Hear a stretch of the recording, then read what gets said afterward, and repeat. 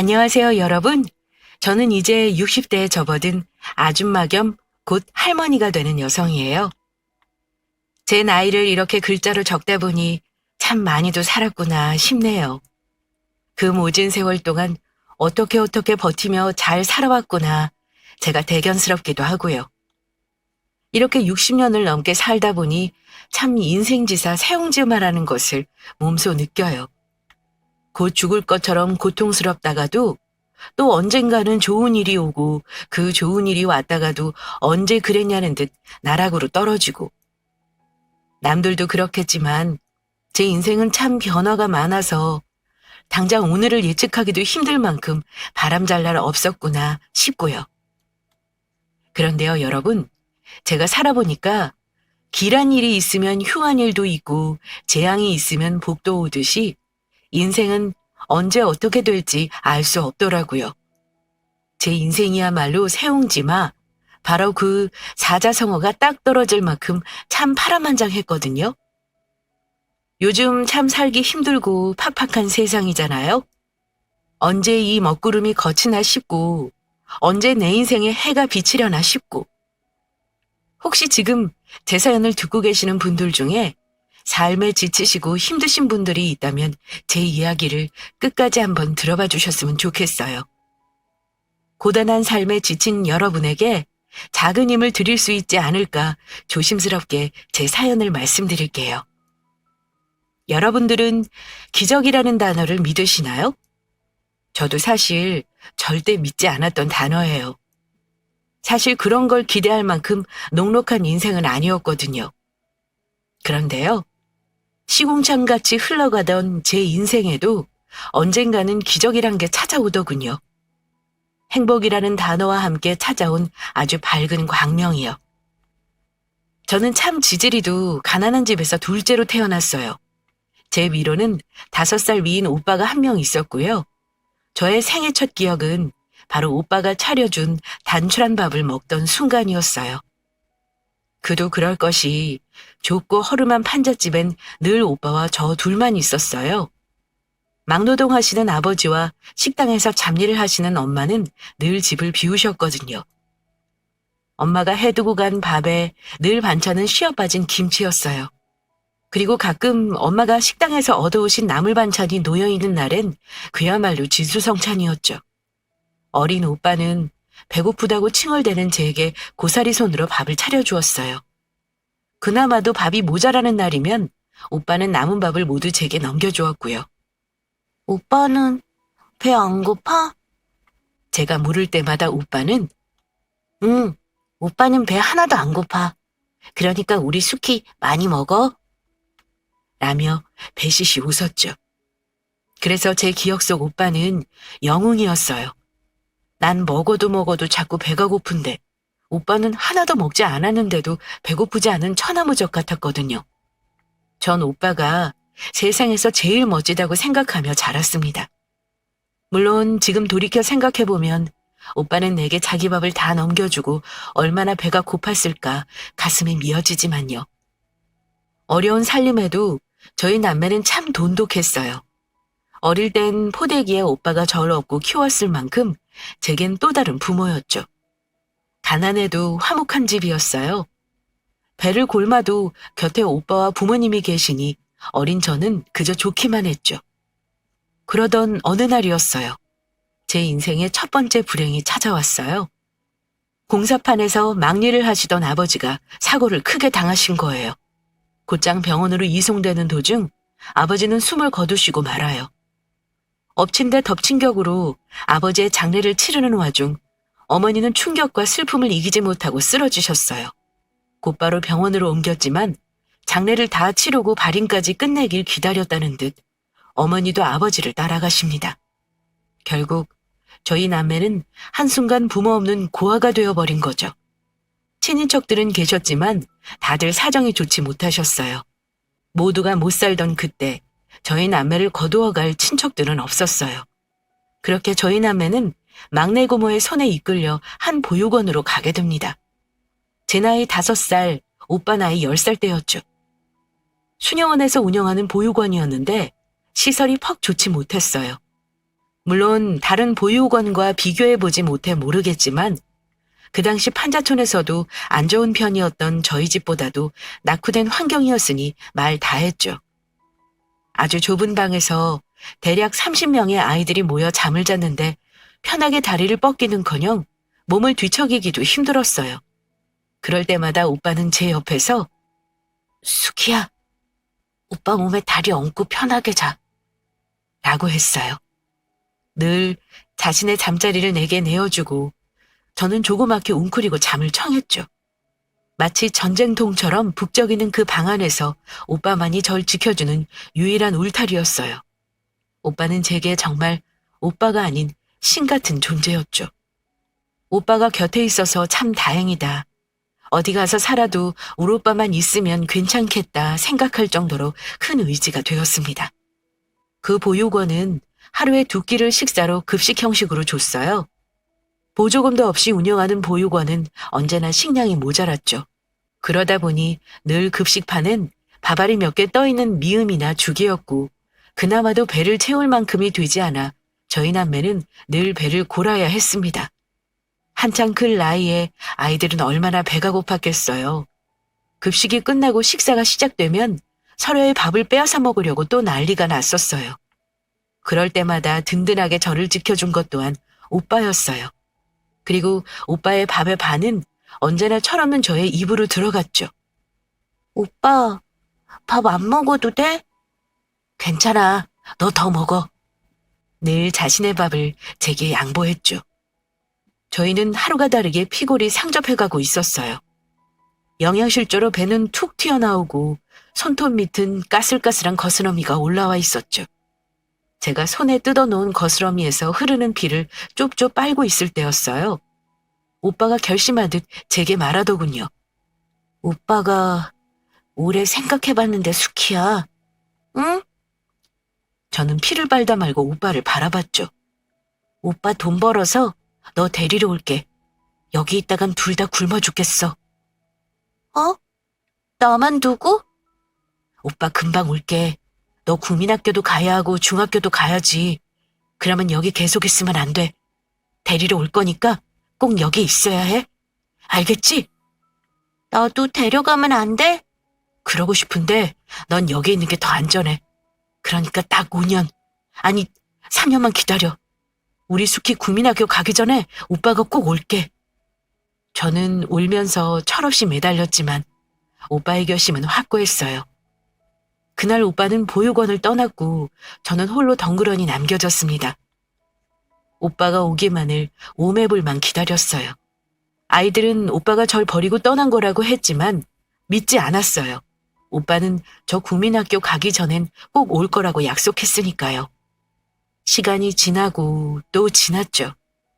오빠는 3년이 지나도 돌아오지 않았어요. 4년이 되던 해 저는 알았죠. 아, 오빠가 날 버린 거구나. 그런데 또 불행이 닥칩니다.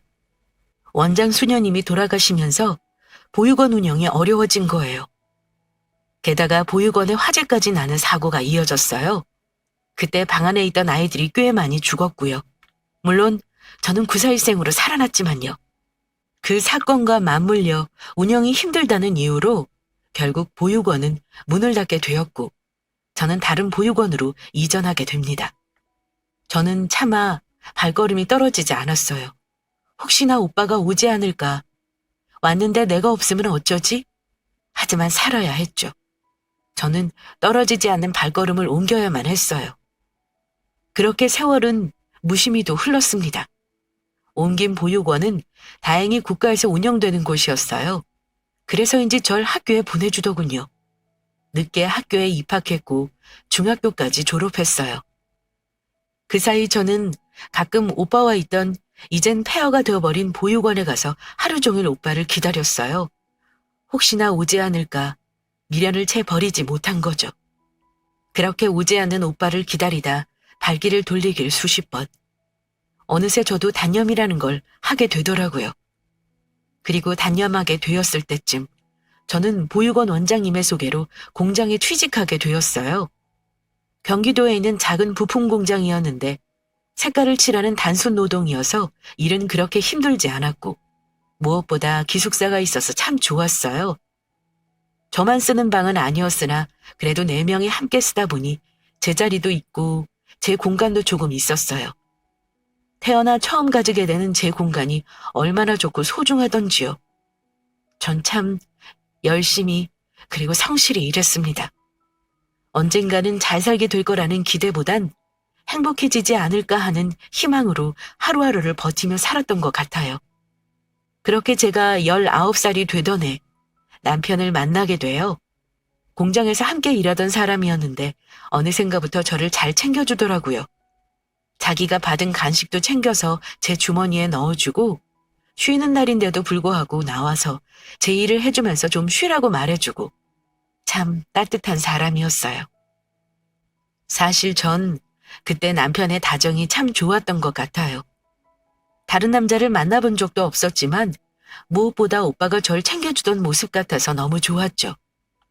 남편은 사람도 성실하고 공장 내 평판도 참 좋았어요.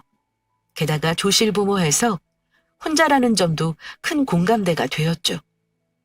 그렇게 저는 남편과 연애를 하고 21살이 되던 해 결혼식도 없이 혼인신고를 했어요. 넉넉하지 못한 살림이었지만 결혼 생활은 퍽 나쁘지 않았던 것 같아요. 사실 그때 당시만 해도 제게 행복이라는 건 사치이고 그냥 남들처럼 평범하게 월세방이라도 내 집에서 편안하게 살고 싶다의 소박한 꿈은 이루어진 셈이었으니까요. 그렇게 세월이 지나 제게 첫 번째 기적이 찾아와요. 바로 아이라는 커다란 선물이었죠. 하지만 문제가 있었어요. 그때 당시 남편이 조금씩 노름에 손을 대고 있었던 거죠. 저도 그 사실은 어렴풋이라도 알고 있었지만 곧 아이가 태어난다를 생각에 묵인했어요. 사실 그것 말고도 남편은 문제가 많았습니다. 술을 먹고 돈을 가져오라며 손찌검한다거나 여자 문제를 일으키는 게 부지기수였거든요.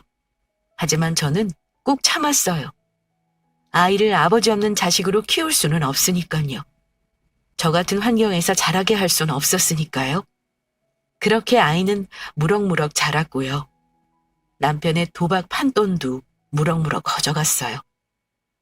월세 보증금을 야금야금 빼먹더니 결국엔 아이를 위해 들던 적금 통장에까지 손을 대더군요. 남편은 그 돈 많은 건드리면 안 되는 거였어요. 사실은 우리 아들이 공부를 곧잘 했거든요. 서울에 있는 제일 좋은 4년제 대학을 갈 수 있다는 담임 선생님의 말씀도 있었어요. 애가 곧 대학에 들어갈 나이가 되어가는데 그 돈을 노름판에 써버리다니요. 저는 그때 굳은 결심을 합니다. 남편의 노름판에 찾아가서 그 판돈이라도 걷어와야겠다고 생각한 거죠. 그래서 억척스럽게 찾아간 곳은 작은 단칸방이었어요. 거창한 하우스라도 생각했던 저는 의아함에 조심히 문을 열었죠. 근데 저는 그 안에서 못 볼 꼴을 보고 맙니다. 노란 장판 위에 흩어진 새빨간 화투장, 구겨진 담요, 그 위에 뒤엉킨 남녀. 저를 보고 놀라 눈이 커다래진 남편, 그리고 한 젊은 여자. 여보! 저는 문을 쾅 닫고 그 자리를 도망치듯 나왔습니다. 그래도 계집질과 폭력은 하지 않는다며 참아왔던 제 인생이 한순간에 무너지는 기분이었어요. 남편이 바람을 핀다는 건 알았지만 직접 눈으로 목격하니 정말 세상이 무너져 내리더군요. 아들 등록금을 저 여자에게 가져다 바친 걸까? 생각이 여기까지 미치자 정말 저는 참을 수 없는 분노에 휩싸였어요. 그리고 제 아들을 위해서라도 저는 이혼을 결심하게 됩니다. 이혼이 참 간단하더군요. 20년 넘게 살을 섞고 살았는데 도장 한 번 찍고 법원 몇 번 가니 그냥 남이 되더라고요. 남편도 어찌나 순순히 이혼해주던지 제가 이혼하자고 하길 기다린 사람 같았어요. 진호, 대학 등록금 돌려줘. 저는 법원을 나서며 말했어요. 지가 애비라면 그래도 그 돈은 주겠지라는 마지막 믿음은 있었던 것 같아요. 그렇지만 그 믿음은 남편의 이어진 말에 와장창 깨어지고 말아요. 대학은 무슨 대학이야? 졸업하고 돈이나 벌라고 해. 그러면서 에이, 분수에 맞게 살아야지 대학은 무슨 대학! 하더니 길바닥에 돌을 뻥 차고는 가버리더군요. 저는 허탈하고 눈앞이 막막했습니다. 당장 먹고 살 일이 걱정이더군요. 오빠와 단둘이 보육원에 버려졌던 그때의 기분이 다시 되살아나는 듯 했어요. 그땐 제 곁에 든든한 오빠가 있었고 지금은 아들이 있죠. 엄마, 내가 꼭 장학금 받아올게. 대학 포기하고 싶지 않아. 우리 엄마 호강시켜드려야지. 그리 말해주는 아들에게 어찌나 미안하고 죄스럽던지 저는 밤새 소리 죽여 울었습니다. 그런데 참 하늘은 무너져도 솟아날 구멍은 있더군요. 저와 함께 공장을 다니던 언니가 연락이 왔어요. 너 그 호로 새끼랑 헤어졌다며? 아유 언니, 그래도 진호 오빠한테 호로 새끼가 뭐유. 착해 빠져가지고는 젊은 년이랑 바람나서 아들 대학 등록금까지 홀라당 가져다 바친 놈이 무슨 애비라고. 그래, 너 앞으로 어떻게 먹고 살 거야? 그러니까 눈앞이 막막해. 당장 애 입학이 코앞인데 등록금을 마련해야 하는데. 언니, 혹시 일자리 좋은 곳 없어? 안 그래도 그것 때문에 전화했어. 아는 언니가 일하던 곳이 있는데 서울에 있는 대저택 입주 가정부야. 언니도 평생 다니고 싶을 만큼 좋다고 아깝다고 전화한 거야. 언니 이번에 아들내외 따라 외국에 이민 가거든. 입주 가정부? 그래. 별채에 따로 집이 있어서 진호랑 같이 들어가서 살아도 되고. 진호 학교도 서울이라며? 통학도 어려운데 잘 됐지. 월급도 꽤 괜찮고 사람들이 점잖단다. 첫 달 월급으로 진호 등록금은 될 것 같은데 어떻게 소개해 좀 알아?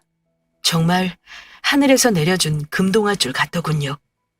나야 너무 좋지. 언니 정말 고마워. 죽으라는 법은 없더군요. 저는 면접이 잡히자마자 서울로 향했습니다. 남편이 짐 빼러 오는 날이었지만 그게 중요하지 않았죠. 내 아들이 제겐 가장 중요했으니까요. 와, 이게 집이야? 언니가 알려준 주소로 찾아가니 아주 높은 담장이 나오더군요. 그리고 그 담장만큼 높은 대문은 정말 근사했어요. 어릴 적 제가 꿈꾸며 종이에 그리던 바로 그런 집이었죠. 저는 떨리는 마음으로 조심스럽게 초인종을 눌렀어요. 누구세요? 입주 가사 도우미 면접 왔습니다. 그러자 띵 하는 소리와 함께 거대한 대문이 삐걱 열리더군요. 저는 마른 침을 꿀꺽 삼켜놓고 집 안으로 들어섰죠. 곧장 집이 나올 줄 알았는데 담장 안의 세상은 정말 광활했어요.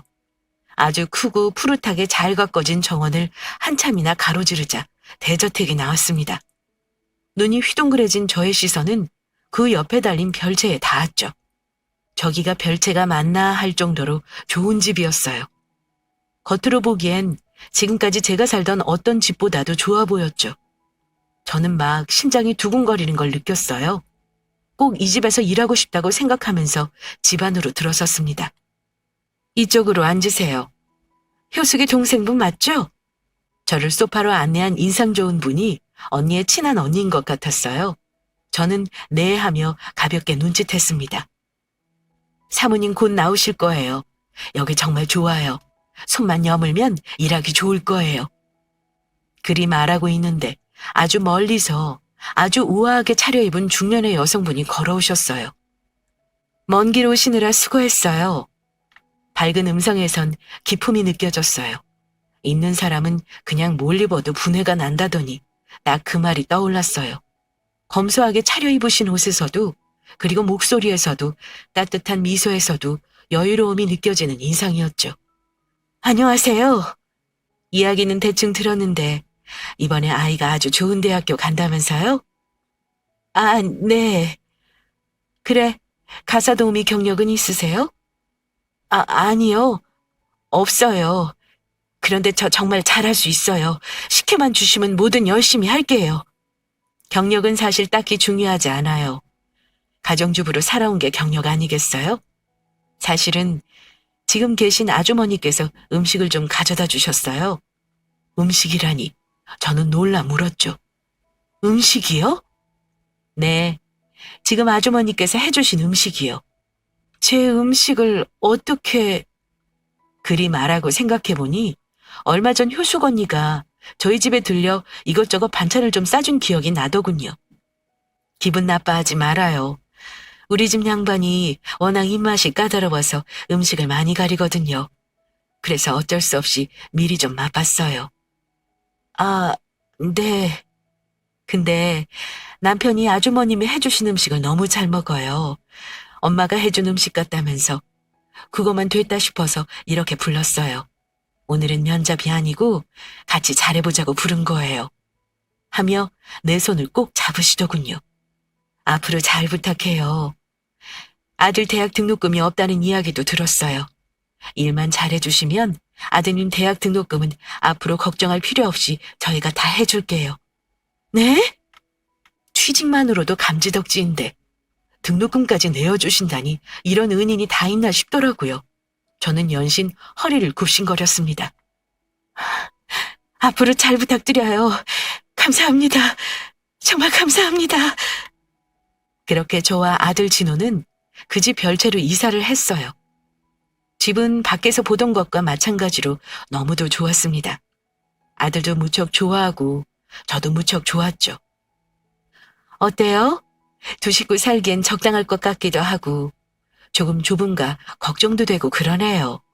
이삿짐을 다 나르고 정리하고 있는데 사모님이 쟁반에 과일과 차를 내오셔서 말씀하시더라고요. 저는 손사래를 치며 고개를 가로저었습니다. 지금도 훌륭해요. 저 사실은 거실 있는 집 처음 살아봐요.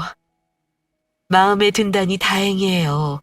오늘 내일은 이삿짐 정리하느라 정신없을 테니 푹 쉬고 모레 월요일부터 출근해 주시면 되겠어요? 그럼 남편분 식사는요? 출장 갔어요. 한 달 정도. 아, 네. 이사한 저는 꿈에 부풀었습니다. 이상하게 이혼이라는 지독한 열병을 앓고 나니 새로 태어난 것처럼 새 세상이 펼쳐지는 기분이랄까요? 뭔가 엄청 설레고 기쁘고. 그렇게 저의 입주가정부 생활은 시작되었어요. 아침에 일어나 청소하고 밥하고 빨래하고 늘 하던 집안일이 좀 스케일이 커졌다 정도일 뿐 일은 크게 고되지 않았어요. 사모님도 사모님 아드님도 까탈스럽지 않아 비위를 맞출 필요도 없었죠. 저는 묵묵히 저의 일을 열심히 했어요. 그러던 어느 날이었어요. 내일 진호 대학 입학금 내는 날 맞죠? 라고 사모님이 물으시더군요. 저는 놀라 눈을 동그랗게 뜨며 물었어요.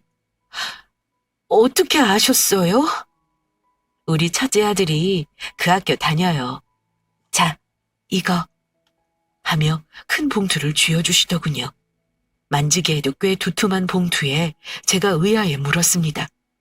이게 뭐예요? 약속한 등록금이요. 취직한 지 한 달도 되지 않은 때였어요. 사실 월급 전이라 돈을 좀 빌려야 하나 혼자 속을 태우고 있었는데 정말 눈물이 찔끔 나더군요. 하지만 저는 이걸 받을 수 없었죠. 아니에요, 사모님. 곧 월급날이기도 하고 제가 어떻게 해볼 테니 이건 넣어두세요. 지금도 이렇게 편히 일하는데 너무 염치가 없어요. 그러자 사모님이 재차 제게 봉투를 쥐어주시면서 그러더라고요. 이거 내 남편이 주는 거예요. 내가 주는 게 아니라. 실은 아주머니 음식 먹고 그날 남편이 울었어요. 엄마가 해준 밥 같다고. 그러면서 꼭 보답하고 싶대요. 이게 보답이 될진 모르겠지만 제발 좀 받아줘요. 감사합니다. 저는 눈물을 터뜨리고 말았어요. 아직 보지도 않은 사장님에게 너무 감사해 몇 번이고 고개를 숙여 인사했죠. 그리고 며칠 후 사모님이 아침부터 분주하셨어요. 그리고 제게 당부하셨죠. 아주머니, 오늘 저녁 식사만 좀 더 신경 써주실 수 있을까요? 네, 그럼요. 그러자 활짝 갠 얼굴로 화사하게 웃으시며 사모님이 그러시더군요. 오늘 남편 귀국하는 날이에요. 저까지 심장이 두근대더군요. 이렇게 좋은 사모님과 결혼하고 선뜻 대학 등록금까지 내어주신 사장님은 어떤 분이실까 궁금하기도 했고요. 저는 그날 진심과 성의를 다해 최선을 다해 저녁을 차렸습니다. 그리고 사장님이 커다란 트렁크를 손수 끌고 집 안으로 들어오셨죠. 여보, 나 왔어. 아주 큰 키에 훤칠한 인상의 중년 남자분이셨어요. 어딘가 낯이 익기도 한 얼굴에 저는 멍하니 사장님의 얼굴을 바라보고 서 있었죠. 그러다 갑자기 좀 우습다는 생각이 들더군요. 저 따위 따라지 인생이 어떻게 사장님 같은 높은 분을 뵙겠어요? 괜히 혼자 내적 친밀감이 생겨서겠지 생각하며 얼른 뒤돌아서 주방으로 향했습니다. 음식은 잘 차려졌고 꽤 맛도 있었어요. 우와, 이거 완전 진수성찬인데? 씻고 나오신 사장님이 음식이 가득한 식탁을 보고는 감탄사를 터뜨리셨어요. 뒤따라오신 사모님도 놀라 눈이 휘둥그레지셨고요. 저는 쑥스러워 얼른 국과 밥을 푸고 자리를 떠나려고 했습니다. 그런데 사장님이 절 잡으시더군요. 아주머니도 같이 식사하시죠? 이거 너무 많아서 저희 네 식구 다 못 먹을 것 같은데 아드님도 같이 먹어요. 그래요. 얼른 진호 불러요, 아주머니. 돈 많은 부자들은 아랫사람 부리기를 종 부리듯 한다던데 어쩜 이 내외는 이루도 선하실까 생각하며 사양했습니다. 그러나 사장님은 단호하셨죠. 결국 저와 진호는 그 가시방석에 앉아 식사를 함께하게 되었어요. 그래, 진호군은 우리 영훈이랑 같은 학교라고? 네, 이번에 1학년 입학해요. 공부를 아주 잘한 모양이네. 진영이다 생각하고 궁금한 거 있으면 물어보고 그래. 그렇게 일상적인 대화가 오갔습니다. 그리고는 사장님이 김치를 하나 집어 입안에 넣으셨어요. 그런데 사장님의 반듯하던 미간이 확 구겨지시더라고요. 제가 잔뜩 쫄아서 물었죠. 왜 그러세요? 입맛에 안 맞으세요? 이 김치 사신 겁니까? 아니요, 며칠 전에 담근 거예요, 제가. 저는 기어들어가는 음성으로 대답했죠. 고향이 어디세요? 전 서울이요. 서울 김치인데 전라도 김치 맛이 나네요.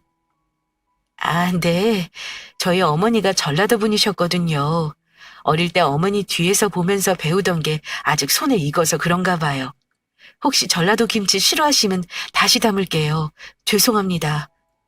제가 기어들어가는 목소리로 이야기하자 사장님은 급히 손사래를 치셨어요. 아니요. 정말 좋아합니다. 저희 어머니도 전라도 분이셨거든요.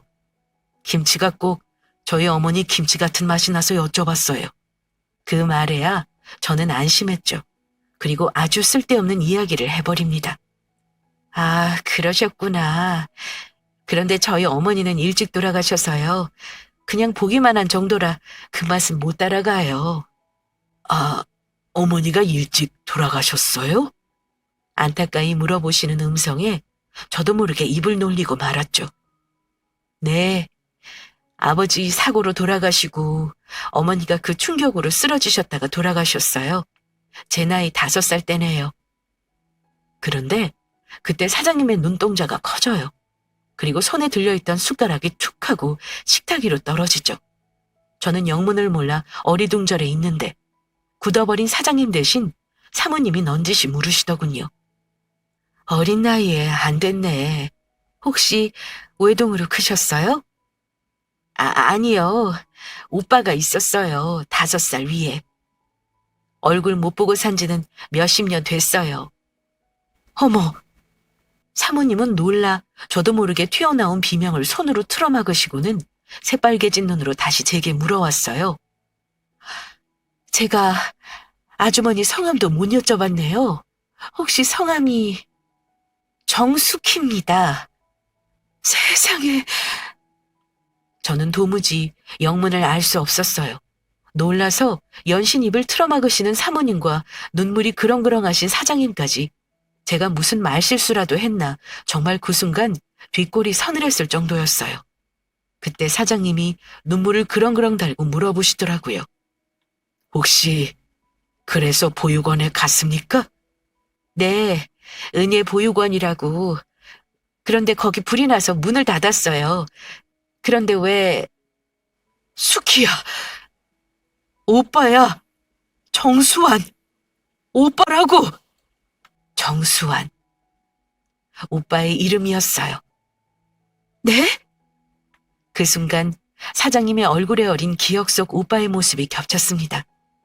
많이 크고 늙었지만 왜인지 낯익던 얼굴은 사실 제가 기억하던 오빠의 얼굴이었던 거예요.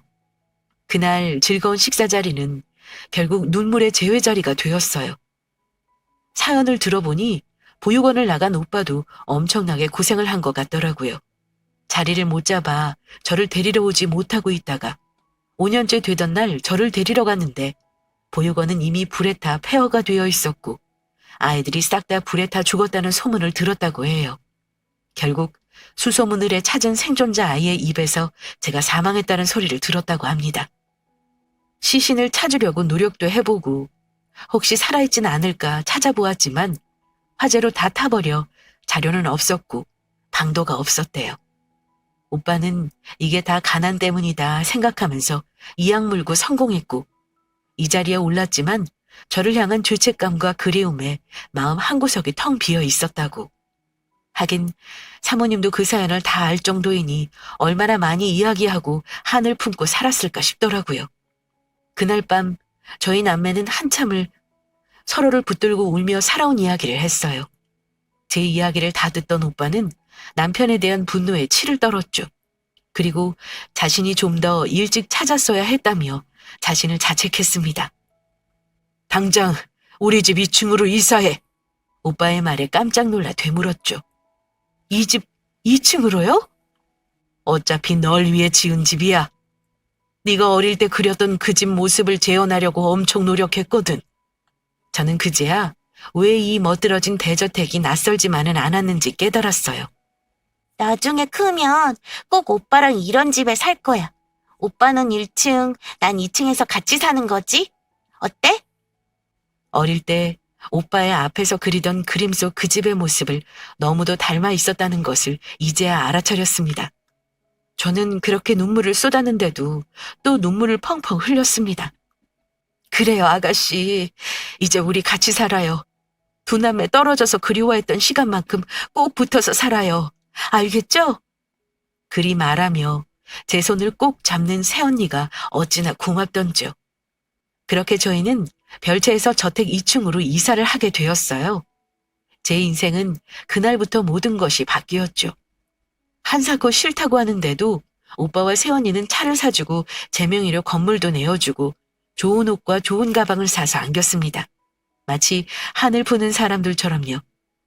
너무 감사하면서도 이 갑작스런 호강이 얼떨떨해 어떻게 받아야 할지 알 수가 없었죠. 오빠 내외 덕분에 저와 제 아들 진호는 빠르게 가난의 묵은 때를 벗어갔습니다. 그 집안에서의 모든 생활이 행복했어요. 그런 행복이 지속될수록 저의 마음 한편엔 불안함이 스멀스멀 피어났어요. 내가 이렇게 행복해도 되는 걸까?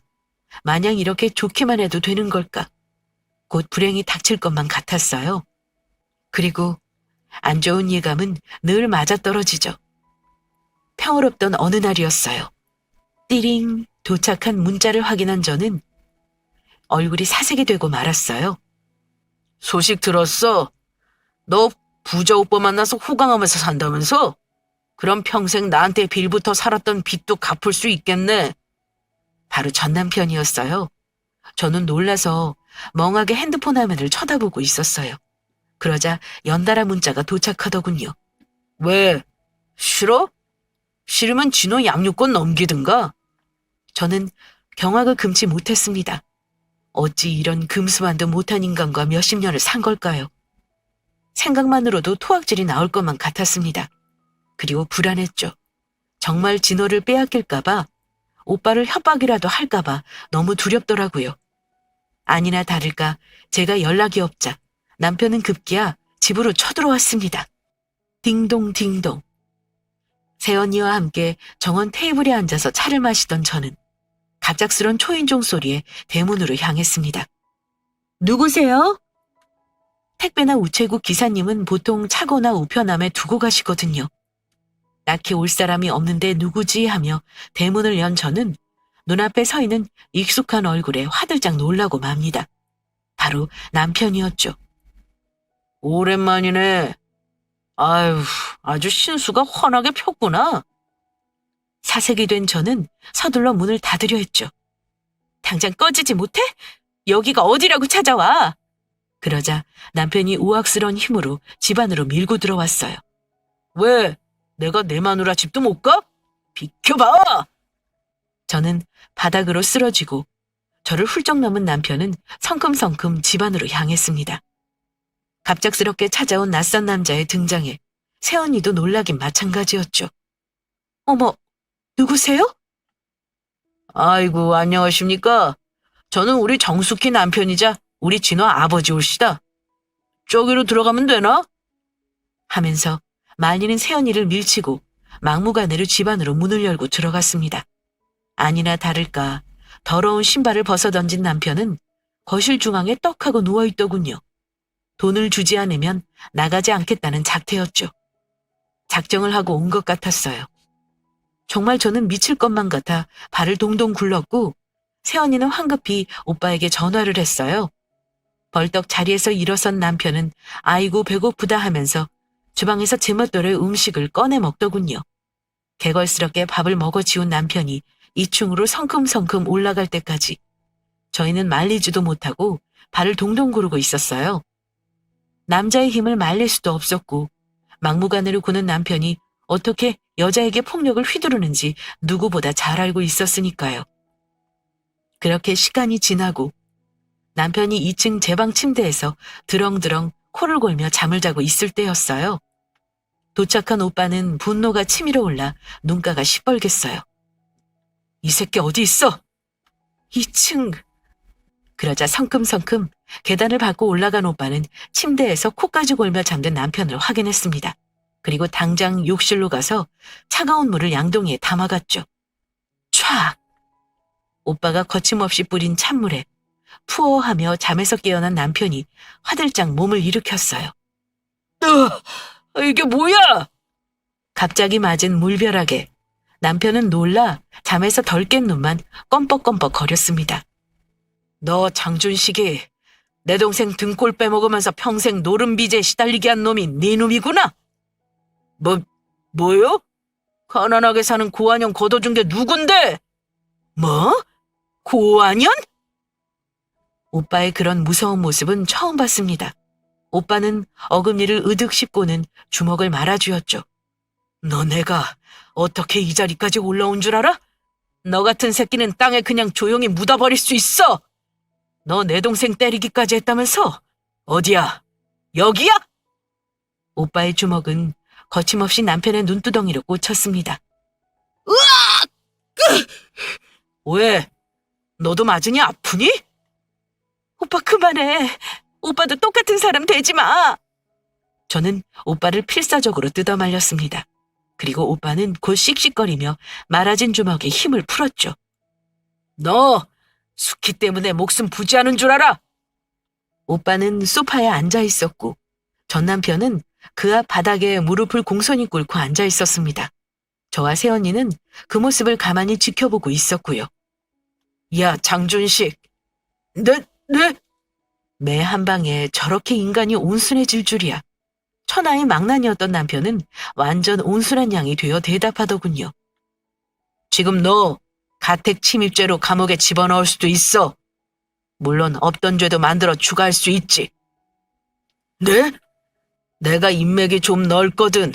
조직폭력배, 경찰, 검찰. 너 같은 쓰레기 새끼 하나 매장하는 건 일도 아니지. 널 감옥에 쳐넣을지 땅속에 파묻을지 고민하고 있다는 뜻이고. 오빠의 음성이 무서웠어요. 늘 자상하기만 하던 오빠의 모습이 낯설 만큼 차갑고 냉정했죠. 그런데 가만히 생각해보니까 너 같은 인간 말종에게 쓰는 시간이 아깝다 이거야. 어떻게? 이 자리에서 그냥 죽여줄까?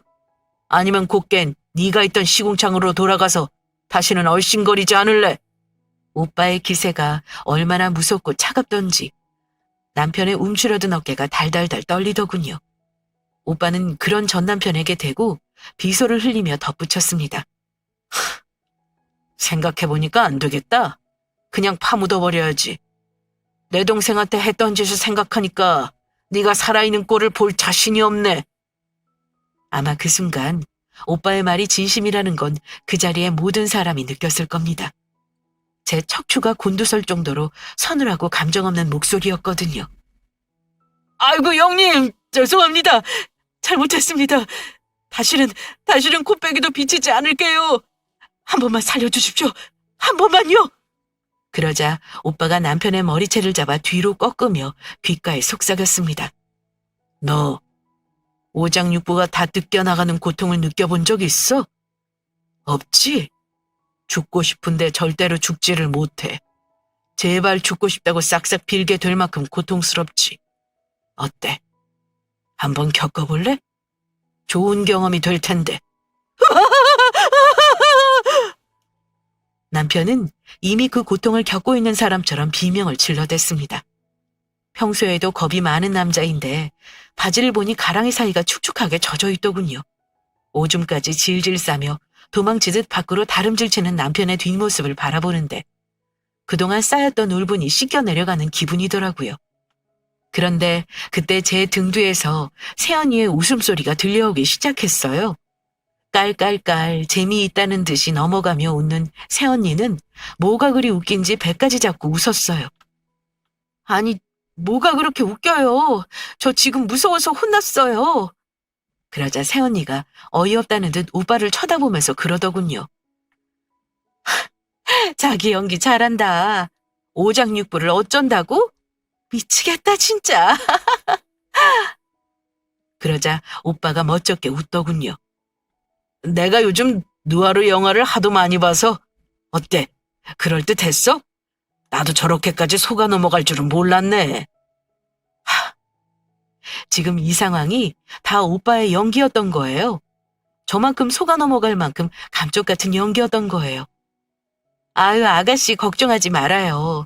이 양반 지나가던 개미 한 마리도 못 죽여요. 뭐 어쨌든 덕분에 저 새끼 다시 널씬도 못하겠네? 저희 셋은 한참이나 웃었습니다. 오줌까지 지리던 남편의 모습은 아직도 떠올리면 웃음이 날 지경이에요.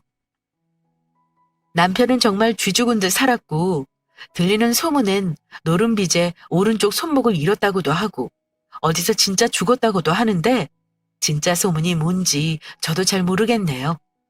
아들 진호도 제 아버지에게 학을 대서 평생 알고 싶지 않다고 하고요. 그리고 저요? 저는 얼마 전에 가게를 하나 냈어요. 큰 가게는 아니고요.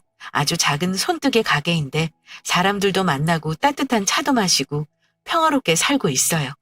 물론 오빠와 새언니와는 끔찍이 서로를 아끼면서 사이좋게 지내고요. 이게 행복이구나 싶을 만큼 너무도 평온한 삶을 영위하고 있어요. 지금까지 했던 고생이 이 순간을 위한 거구나 싶을 만큼 너무 좋아요. 인생지사 세웅지마. 어때요? 제 이야기를 들으시니 정말 그렇구나 싶으신가요? 점점 살기 힘들어지는 세상에서 살아내기 참 힘드시죠? 그래도 지금 이 고비를 넘기고 나면 언제 그랬냐는 듯 행복한 삶이 올 거예요. 저처럼 박복한 사람도 그랬는데 행운을 가득 안고 태어나셨을 여러분은 어떻겠어요? 그러니 지금 조금 힘들어도 조금만 견디자고요. 추운 겨울이 지나야 꽃피는 봄이 오듯이 지금 당신의 삶의 주인은 곧 찾아올 따뜻한 봄을 위한 거니까요. 여러분들께 저의 이야기가 오늘 조금 더 힘을 낼 수 있는 원동력이 되길 기도하면서 저는 사연을 여기서 마칠게요. 감사합니다.